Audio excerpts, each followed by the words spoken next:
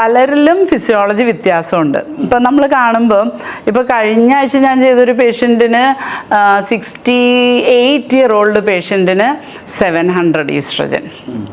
കഴിഞ്ഞ ആഴ്ച ചെയ്ത മെയിൽസിന് നമ്മൾ ഡെയിലി നോക്കുന്നുണ്ടല്ലോ കുറേ. ആവറേജ് മിക്ക യങ് ആൾക്കാരുടെയും ഇപ്പോൾ 25-30 ഒക്കെ എടുത്തവരുടെ മിക്കവരുടെയും ചിലവരുടെ 300, 200, 400 അങ്ങനെയാണ് കിട്ടിയത്. ഈ 70 ആവാറായ ആൾക്ക് അത്ര ഹൈ ഈസ്ട്രജൻ. അപ്പം ടെസ്റ്റോസ്റ്ററോൺ. അപ്പം ഞാൻ നോക്കുന്നത് നമ്മൾക്ക് പ്രായം മാത്രമല്ല, നമ്മുടെ ഹെൽത്ത് കൂടെ ഡിപ്പെൻഡൻ്റാണ്. കാര്യം നമ്മളിങ്ങനെ പറയുമെങ്കിലും കുറയുന്നതായിട്ട് പറയുമെങ്കിലും പലർക്കും പല ഫിസിയോളജിക്കൽ വേരിയേഷനുണ്ട്.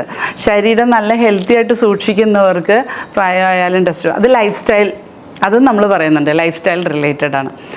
അപ്പോൾ നമുക്ക് ഒരു കാര്യം ശ്രദ്ധിക്കാവുന്ന എന്താണെന്ന് വെച്ചാൽ, ഒരു പ്രായം കഴിഞ്ഞ് കഴിഞ്ഞാൽ സ്ത്രീകൾക്ക് ഈസ്ട്രജൻ കുറവും പുരുഷന്മാർക്കും കൂടുമ്പോഴാകുമ്പോൾ ഈ ഫാമിലീസിൽ ഒരു റിവേഴ്സൽ കാണാം.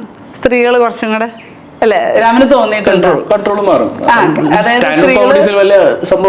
കൂടുതൽ സ്ട്രോങ്ങും ഡിസിഷൻ എടുക്കുമ്പോൾ പുരുഷന്മാർ ഇച്ചിരി ബാക്ക് സീറ്റ് എടുക്കുന്ന ഒരു പ്രവണത ഓൾഡർ ഇതിൽ കാണാറുണ്ട്. മാറും.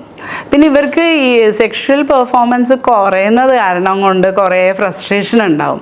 അപ്പോൾ ആ ഒരു കാരണം കൊണ്ട് തന്നെ അവർക്ക് സാറ്റിസ്ഫാക്ഷൻ കിട്ടാത്തത് കൊണ്ടും പലപ്പോഴും വേറെ പോൺ കാണുകയോ അല്ലെങ്കിൽ വേറെ ബുദ്ധിമുട്ടുകളൊക്കെ ഉണ്ടാവും.